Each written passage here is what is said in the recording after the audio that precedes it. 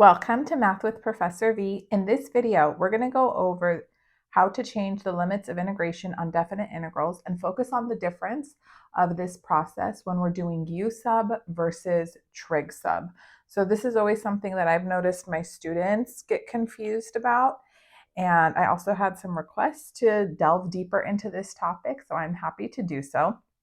So to kick off this discussion, I wrote up two definite integrals that look very similar. However, one requires U sub, the other requires trig sub. First things first, can you spot which is which? Okay, so let's talk about which we need to do U sub for, which we need to do trig sub. Notice here I have rad 1 minus x squared in both the denominators. Okay, this first integral I can use U sub for because the degree of the numerator is 1 degree lower than the degree of the quantity underneath the radical. So I can go ahead and let U be 1 minus x squared. Du would be negative 2x dx, and that's perfect for our purposes. I can always move a constant around. Here, if you look at this second integral, 1 minus x squared is underneath the radical, but if I let U be 1 minus x squared, no, it's not going to help me because I have x squared in the numerator. So this one will require trig sub. Both have the same limits of integration, and that tells me that 0 to 1 are the bounds in terms of x for both of these problems. Now when we make the appropriate substitution, we're going to have to change so that the limits of integration match the variable that we're going to change to, and this process is a wee bit different. Okay, so let's first work through the U sub, and then we'll do the trig sub, and then I have more examples for us to talk about. Okay, so I already kind of spoiled the surprise. We're going to let U equal 1 minus x squared, and then du is negative 2x dx. All right, and that's not exactly what we have in our integral. We have just x dx. So to make it matchy exactly, I'm going to divide by that negative 2. So negative 1/2 du is equal to x dx. How are we doing? Good. Now we need to change our limits of integration as well. Currently 0 and 1 belong to which variable? They belong to x. These are limits in terms of x. So I'm going to come right here to wherever I said let U equal, and I'm going to substitute them in for x because these are limits in terms of x. So let's do that down here. U of 0 is going to be 1 minus 0 squared, which is 1. And then U of 1 is 1 minus 1 squared, which is 0. So those are my new limits of integration. All right, now let's rewrite our integral all in terms of U. So now we're going to have, instead of 0 to 1, it's going to go 1 to 0. This x dx I'm going to replace with, very good, negative 1/2 du over radical U. Perfect. Now, once you've gotten pretty good at U sub, you can kind of jump to a more cleaned up version. I always tell my students, take those constants outside of the integral, meaning take that negative 1/2 outside. What is it doing here? Then we have 1 to 0, 1 over rad U du. And then I'm just dying to flip the limits of integration and get rid of that minus sign, aren't you? Oh, good. So this is positive 1/2 integral 0 to 1. And then let's just rewrite this now as U to the negative 1/2 du. Okay, good. Now we're ready. We can take the antiderivative. So leave that 1/2 outside. We're going to add 1 to this exponent and then divide by the new exponent. So if I add 1, that'll be U to the positive 1/2.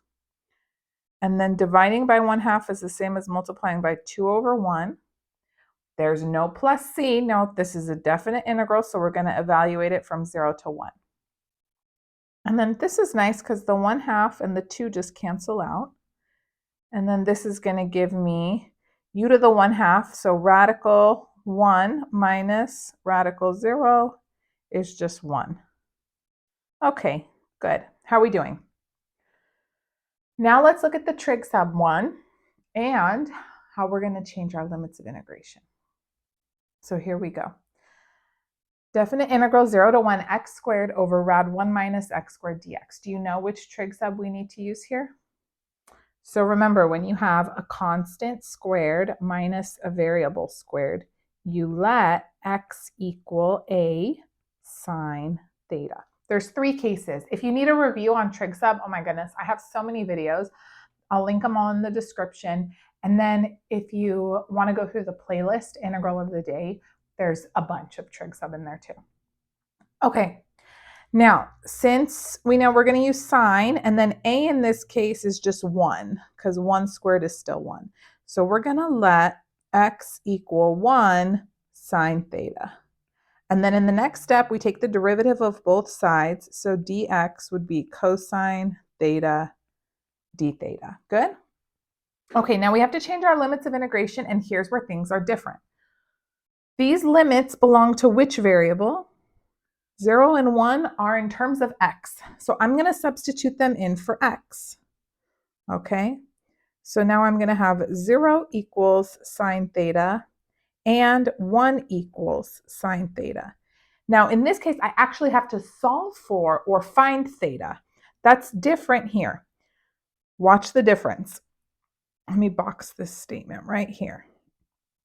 We're going from x to thetas. Here's my substitution. My new variable is not isolated. You see that? So I'm going to have to solve for it. Here we went from x's to u's. My new variable was already isolated. I didn't have to solve for it. I just simply plugged in, or I substituted in the x limits, and bam, I got u. With trig sub, it's different.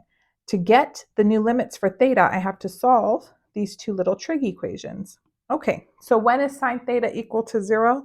When theta is 0. And then when is sine theta equal to 1? At pi over 2. So it just takes a little extra thinking when you're doing trig sub, because you're solving for theta. You're not plugging in theta. You started with x. You need to find out what theta is. You're going kind of the other way. Also, look, this substitution, we already know u in terms of x. This one, we're substituting x, and it's in terms of theta. So it's a different kind of substitution. X is by itself here. X is not by itself here. Okay? If you, and here's what I tell my students, don't get too hung up on the kind of substitution. Just say, what variable do these limits belong to? They belong to x. So I'm going to replace x with those limits and then solve for whoever is left. Same thing here. What limits these belong to the variable x? So you just plug them in for x and boom, you already have your new u's. So just plug them in for who they belong to originally. Okay? Good. So now we can rewrite this integral. It's going to go 0 to pi over 2, x squared in the numerator. So that's going to be sine squared theta over radical 1 minus x squared. So 1 minus sine squared theta. And then dx is cosine theta d theta. Beautiful. So let's see. The whole point of doing trig sub is so we can use Pythagorean identities to simplify the integrand. So this is 0 to pi over 2 sine squared theta cosine theta over radical cosine squared theta d theta. Now, rad cosine squared theta technically is absolute value of cosine theta, but on the interval from 0 to pi over 2, cosine theta is positive, so I don't have to worry about keeping the absolute value bars, and I can just cancel this cosine theta with the entire denominator. So then now, let's see, we've got 0 to pi over 2 sine squared theta d theta, and then anytime you're integrating and you see sine squared or cosine squared, just transform into the little math robot and you replace it with the half angle identity. Don't get creative. It's not the time for such things. You can save your creativity for pottery class. So we've got 0 to pi over 2.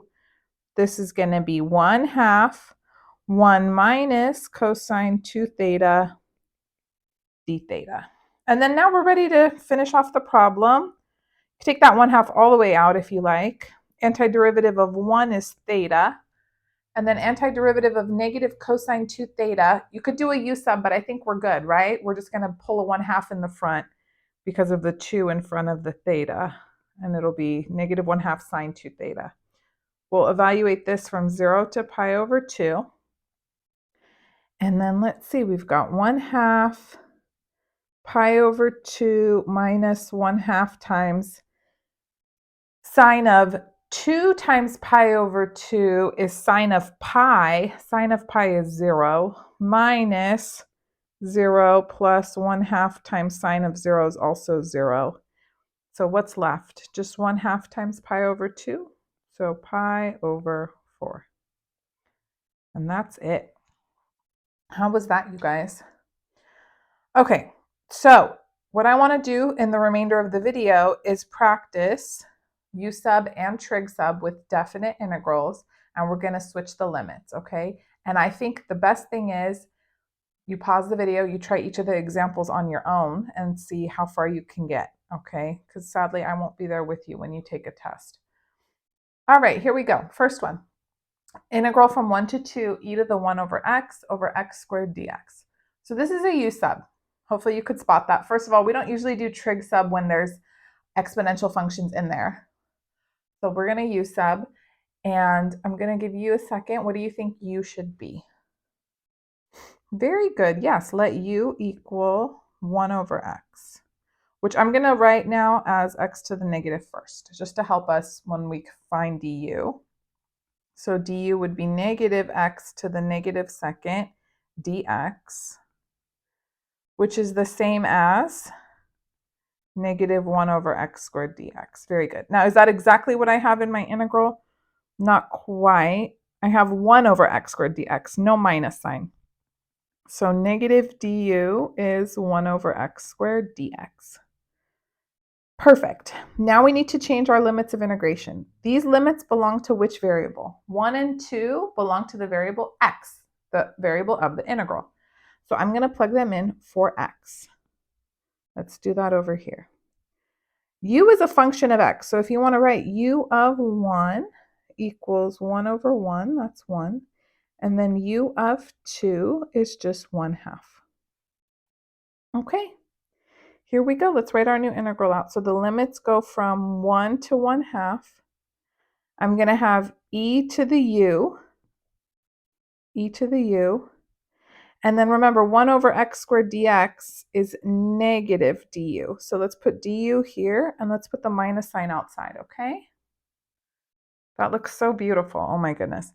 So now let's flip the limits of integration and get rid of that minus sign. So we can just go 1/2 to 1, e to the u du. Perfect.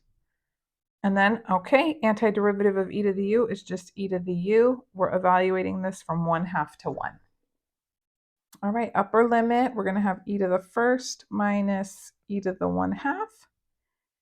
And then to finish things off, I would just leave this as e minus radical e. Good? Okay, so key thing to remember here when we were changing our limits, 1 and 2 belong to the variable of the integral, which is x. Then you come to your statement right here, your let statement. You substitute those in for x, and then you find what the new limits are in terms of u. New limits in terms of u. Okay, perfect. Let's look at another one now and compare the difference. All right, example 2, we have the definite integral from 0 to 2 of 1 over square root 4 plus t squared dt. So this one's definitely going to be a trig sub. I mean, if I tried to do u sub, there's nobody to be du besides sad little dt in the top, so that's not going to take us anywhere. Do you know which trig sub we need to use? Okay, so I'll remind you, when you have a squared plus x squared, we let x equal a tangent theta. This time we're not working with x's though, we're working with t's, so that's fine. We're going to let t equal 2 tangent theta. Beautiful. Now let's differentiate both sides. So dt is 2 secant squared theta d theta. Perfect.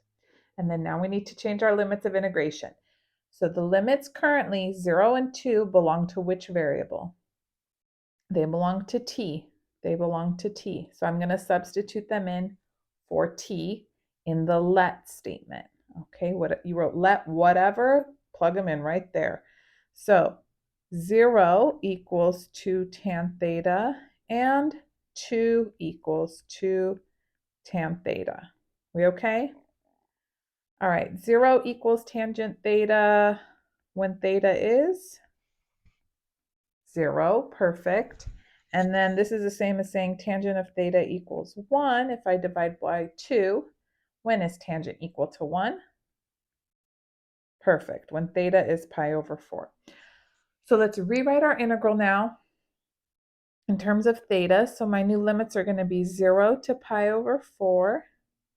dt in the numerator gets replaced with 2 secant squared theta d theta. And then in the denominator, I have square root 4 plus t squared would be 4 tan squared theta. All right, now let's clean this up. Remember, the whole point of doing the trig sub is you want to use your Pythagorean identity and simplify. So if I take a 4 out, then I have 1 plus tan squared theta. And 1 plus tan squared theta is? Exactly, secant squared theta. So let's rewrite things first. So we have 0 to pi over 4, 2 secant squared theta d theta over square root 4 secant squared theta. Beautiful. Now, square root of 4 secant squared theta, technically again, it's 2 absolute value secant theta, but we're on 0 to pi over 4, so secant theta is going to be positive. And I can just cancel the entire denominator with the 2 and 1 of the secants from the numerator. So now all we're going to be left with, something that's going to be pretty nice to integrate actually, 0 to pi over 4 secant theta d theta, right? The 2 canceled out and then one of the secants canceled out. Do we know the antiderivative of secant theta? I hope so. It's one of those ones you should just put to memory. In one of the video lectures, I show you where it comes from. I derive it, but it's not super intuitive and it comes up so often. So just memorize this guy. It's going to be natural log absolute value secant theta plus tan theta. And then we're going to evaluate that from 0 to pi over 4. Okay, here we go, home stretch. So this is natural log absolute value secant of pi over 4 plus tangent of pi over 4 minus natural log absolute value secant of 0 plus tangent of 0. Okay, what's secant of pi over 4? Rad 2. And then tangent of pi over 4 is 1. So I'm just going to put natural log.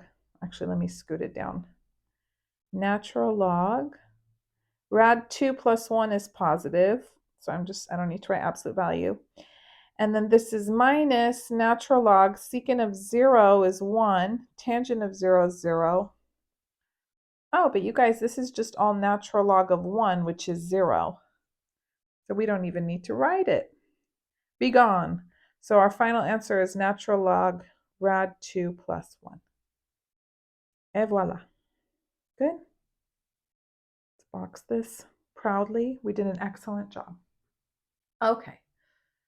I have a few more for you just to help solidify the idea. I think this one, definitely try to do the setup on your own. Okay, so give the video a little pause. It's U sub, it's not trig sub, okay? All right, good. How did you choose U? Yes, let U equal natural log of x. Then du is 1 over x dx. Do we have that? Yes, we have it right here. Perfect. Now let's change our limits of integration. E and e to the 4th belong to the variable x. So I'm going to plug them in for x. So u of e is natural log of e. That's just 1. And then u of e to the fourth, that's natural log e to the fourth, which is 4. I think we're good, right? Here we go. So now we have integral 1 to 4. This 1 over x dx is just du. I'll put that over here. And then I have 1 over radical u. Beautiful. Okay, leave the limits 1 to 4. Let's rewrite this as u to the negative 1/2 du. And then add 1 to the exponent, divide by the new exponent. It's going to be 2u to the 1/2, evaluated from 1 to 4. Leave the 2 out. That's 4 to the 1/2 minus 1 to the 1/2. So that's 2 times 2 minus 1. So this is just 2. U sub's usually a lot easier than trig sub, right? Yes. Okay. You guys are doing great. Now I wanted to show you some trig sub where the limits come out a little funky, okay? So that nobody has a panic attack should you run into something like this. So we have integral from 2 to 3 of 1 over x squared minus 1 to the 3/2 dx. Do you know which trig sub we need to use? Well, I got to show you one of each. We did one with sine, we did one with tangent. The only one that's left is secant. So when you have a variable squared minus a constant, that's when you use secant. So we're going to go ahead. Let's let x equal a. A is just 1, secant theta. And then dx would be secant theta, tan theta, d theta. All right, very good. Now we're going to change our limits of integration. These limits belong to x. I'm going to substitute them in for x. So 2 equals secant theta, 3 equals secant theta. And then we have to solve for theta. It might be a little harder when your equation has secants in it. So let's just take the reciprocal of both sides. I'm going to write 1/2 equals cosine theta. Oh, I feel instantly better. Do you know when cosine is equal to 1/2?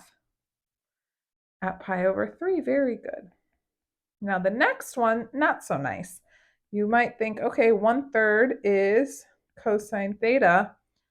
Hey, I don't remember a 1/3 on my unit circle. And you're right, it's not there. So it's not one of like our main angles that we memorize. So all you're going to do is you're going to say, all right, theta is cosine inverse of 1/3. And we're just going to use that as our other limit.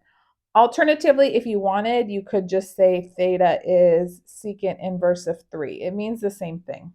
Okay, so whichever one you want to use is fine. I'm just going to use cosine inverse because I flipped the other one, but we're not going to have an actual value, a radian value in there. We're just going to leave it in terms of an inverse trig function. Okay, so here we go.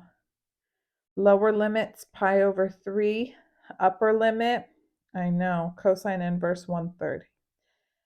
Dx goes in the numerator. Dx is secant theta, tan theta, d theta. And then in the denominator, we've got x squared, so secant squared theta minus 1 raised to the 3/2 power. Very good. So secant squared theta minus 1, that's tangent squared theta. And when you have tangent squared theta raised to the 3/2, let me show you how you simplify your exponents. When you raise a power to another power, you multiply the exponents. So you would have tangent theta raised to the 2 times 3/2. So the 2's cancel. And that's tangent theta cubed, or we write tangent cubed theta, just like that. Okay. So hopefully that cleared things up. Pi over 3 to this ugly little cosine inverse of 1/3. Then we've got secant theta, tan theta, d theta over tangent cubed theta. Remember, we cleaned it up off to the side. So then I can cancel this tangent in the numerator with one of the tangents in the denominator. And then we've got pi over 3 cosine inverse 1/3 secant theta over tan squared theta. Now, in this scenario, I'm thinking to myself, like, can I do a u sub? No. I just quickly check in my head. If u was secant, du would be secant tan. Nope. If u was tangent, du would be secant squared. Nope. So when you're kind of stuck like this, go back, rewrite everything in terms of sines and cosines. And then usually that'll let you cancel or play around with stuff to get the ball rolling again. So I'm going to rewrite this. Keep your limits the whole time. So pi over 3 cosine inverse 1/3. Secant theta in the numerator, that's 1 over cosine theta. And then I have tangent squared theta in the denominator, so that's really cotangent squared theta. So I've got cosine squared theta over sine squared theta d theta. And then let's see, this cosine cancels with one of the cosines in the numerator. And we have pi over 3 to cosine inverse 1/3 cosine theta over sine squared theta d theta. Okay, very good. Now you actually have two choices how to proceed from here. One option is you could do a u sub. You could let u equal sine theta, and then du would be cosine theta d theta, which we have right here. So then you would have 1 over u squared. This is du. But then we'd have to change our limits again, and I'm just feeling a wee bit lazy. So I'll show you a different way that I like to do it instead of doing a whole nother substitution. And I'm going to play around with these trig functions. So I'm going to write this as pi over 3 cosine inverse 1/3.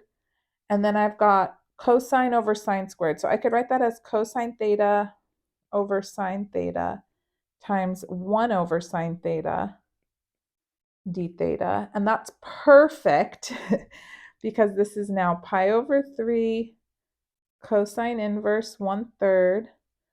Cosine theta over sine theta is cotangent theta times, who's this?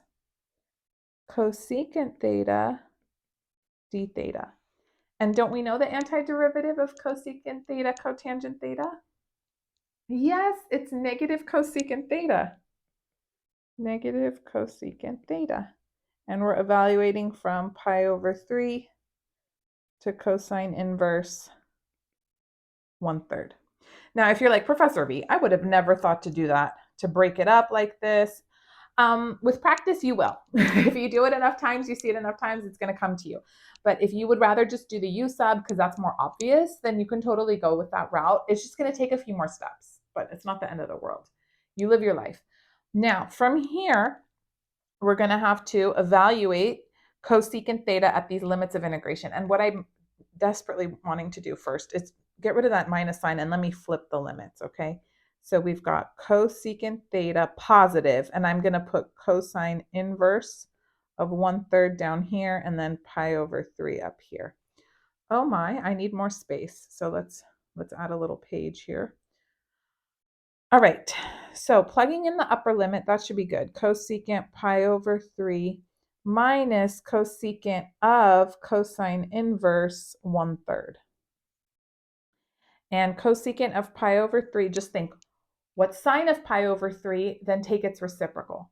So sine of pi over 3 is rad 3 over 2. So cosecant would be 2 over rad 3. And then it's probably been a minute since you've done something like this. This is a common problem given to trig students. Yes. So remember, anytime you have an inverse trig function, that represents some angle.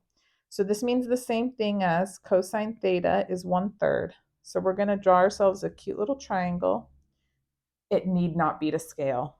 Not important. Just make sure it's a right triangle and you just get the sides correctly. So cosine of theta is the ratio of the adjacent side over the hypotenuse. So this would be 1, this would be 3. And then using the Pythagorean theorem, the missing side is rad 8, which simplifies to 2 rad 2. Perfect. So now all you have to ask yourself is, I need cosecant of this angle, cosecant of theta. Use the triangle. Cosecant is going to be hypotenuse over opposite side. So we're going to have minus, just bring down this minus sign, hypotenuse, which was 3 over 2 rad 2. And that's it. Let's just rationalize the denominators in case your professor wants you to do so. So this would be 2 rad 3 over 3 minus 3 rad 2 over 4. I wouldn't get a common denominator. Let's just leave it. Good? Okay, for the grand finale, I have a problem I've put on my exams several times. And I thought this was perfect for this lesson because we use both U sub and trig sub to solve. How exciting. Okay, so first we need a U sub, then we're going to do a trig sub. And to help you maybe see what the appropriate U sub should be, let me rewrite the integrand. So 0 to ln of 3 e to the x dx over rad, and then this e to the 2x, remember that's the same as e to the x squared plus 1. Ooh, are you inspired a little? We should let u equal e to the x. Then du will just be e to the x dx, which we have right here. Boom, that's my du. And then we need to change our limits of integration. So right now these limits, 0 ln of 3, belong to the variable x. So let's figure out what they are in terms of u. So u of 0 would be e to the 0, which is 1. And then u of ln of 3 is e to the ln of 3, which is 3. All right. So here we go. New integral is 1 to 3. E to the x dx is just du over radical u squared plus 1. Beautiful. Love it. Now, time for trig sub. Which trig sub do we use? You have addition underneath the radical, u squared plus 1. So you're going to let u equal tangent theta. Good? Okay, so du would be secant squared theta d theta. And then we have to change our limits. These limits belong to which variable? They belong to u. So I'm going to plug them in for u, and I have to find theta. So 1 equals tan theta, 3 equals tan theta. When is tangent theta equal to 1? At pi over 4, perfect. When is tangent theta equal to 3? Who knows? So you say theta is tan inverse of 3. Good? Just like the last problem. So if it's not some value from the unit circle, you just inverse trig function it, okay? Yes, I made that a verb. All right, here we go. So new integral is going to go pi over 4 to tan inverse of 3. In the numerator, what are we going to have? Du. Du is secant squared theta d theta. In the denominator, we have rad u squared plus 1. That's tan squared theta plus 1. So tan squared theta plus 1, that's secant squared theta. Good, good, good. I have square root of secant squared theta, which is technically absolute value of secant theta, but we restrict our angle, so we don't have to worry about absolute value. When you trig sub, you don't need to worry about it. So secant squared theta d theta over, this is just going to be secant theta.